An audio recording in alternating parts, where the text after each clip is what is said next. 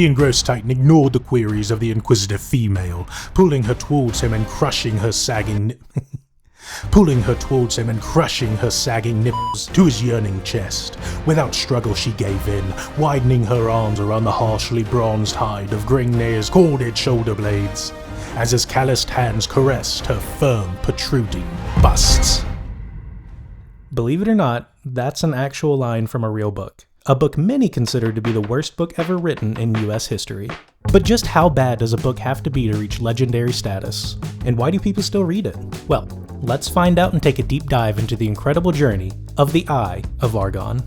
Before we get started, I'll be leaving a link to the full book in the description. It's not a long book, and in my opinion, it's definitely worth checking out. If you like this video, please comment and leave a like, and don't forget to subscribe to the channel. I'd be very grateful if you did.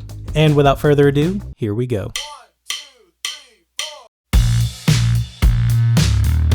So what is it about this book that makes it so unforgettable? Written by a teenage fantasy fan, The Eye of Argon somehow achieved cult status as the worst book ever. From bizarre sentences to over-the-top scenes, it's full of unintentional humor. But even with its flaws, The Eye of Argon has a strange charm that keeps people coming back. The Eye of Argon was written in 1970 by Jim Theis, a 16-year-old fantasy enthusiast from St. Louis. It was originally published in the OSFAN, a small fanzine for the Ozark Science Fiction Association. Theis loved fantasy and was likely inspired by epic tales like Conan the Barbarian. Back in the day, sci-fi and fantasy fans traded stories and fan fiction in fanzines like OSFAN. These were local self-published newsletters that let fans share their work. But little did Theis know, his story would go on to become the stuff of legend. It wasn't until the late 70s and early 80s that The Eye of Argon gained notoriety. Copies of the story started circulating at sci-fi conventions where fans read it aloud for entertainment. Just not the entertainment Jim would have hoped for. Pretty soon, the Eye of Argon reading challenge became a popular convention activity. People would try to read out loud to each other without breaking into laughter. You know, this is starting to remind me of another cult classic that didn't get its intended reaction. So what makes the Eye of Argon so notorious? Well, for one, the writing is filled with awkward phrases, endless typos, and sentences that defy logic. Take the description of the main character Gringnir's battle scene, where his rippling right arm thrust his sword into a soldier's vital organs. Or this gem. His emerald green orbs glared lustfully at the wallowing soldier. You know what his emerald green orbs are? His eyes. That's how he describes his eyes. Here's another. Gringnir's hand began to remove the blade of his leather housing, but the motion and face of the blades waving before his face. Dismiss your hand from the hilt, barbarian, or you shall find a foot of steel sheathed in your gizzard. The word I bleeped out is a very outdated word that starts with an R. Jim used that word to describe slow down, which is just not okay. The 70s were a different time for sure. And of course we have the misspelled barbarian text, which makes me giggle when I read it, but honestly I think it's actually pretty fun to say. I think I prefer barbarian over barbarian. Then there's this infamous line. Pulling her towards him and crushing her sagging nipples to his yearning chest. Without struggle she gave in. I mean, it's so over the top. Why do they have to be sagging? You know what? No, I'm glad they're saggy. Not every woman has perky ladies, Mickey. Clearly the Eye of Argon is trying to be realistic and inclusive. Trying might be a generous word. Side note, it's funny reading this and remembering that it was written by a 16-year-old kid in the 70s. A lot of nudity. Descriptive nudity.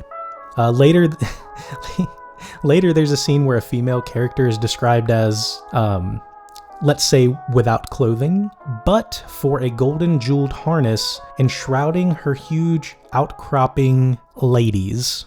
Oh, Jimmy, it's clear you had a vision, and starch sucks. But here's the thing.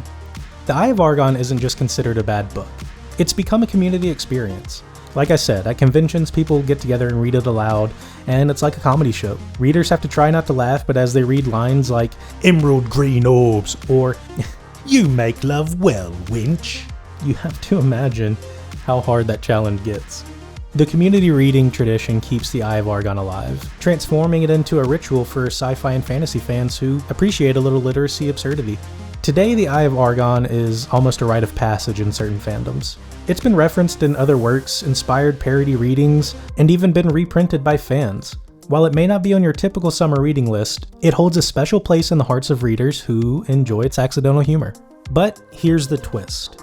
Some people see The Eye of Argon as more than just a terrible book. They argue it's a pure form of creativity unfiltered by experience or restraint. And I agree. I'm not here to poke fun at Jim Theis. Jim was just a teenager who loved fantasy, and in a way, his enthusiasm shines through. It's a reminder that you don't have to be perfect to share your work, and I do hope that Jim realized that before he passed in 2002. Because it's easy to write something, but it isn't easy to put it out there. And it's definitely not easy to write something that people will actually read years after it's written. So yes, it's hilariously flawed, but there's something kind of inspiring about a book that's loved precisely for its imperfections. In the end, The Eye of Argon may not be a good book, but it's one that gives countless people a reason to laugh, bond, and celebrate the joy of storytelling. It reminds us that even the most flawed creations can leave a mark. And before you're too harsh on Jim Theis, who again was 16 when he wrote the book, ask yourself this: how many people have read your book? So, what do you consider the worst book you've ever read, or the worst story you've ever heard? Drop a comment below and let's talk about it. I'm Mickey Teller, and don't forget to subscribe if you want more deep dives into the weird and wonderful world of storytelling.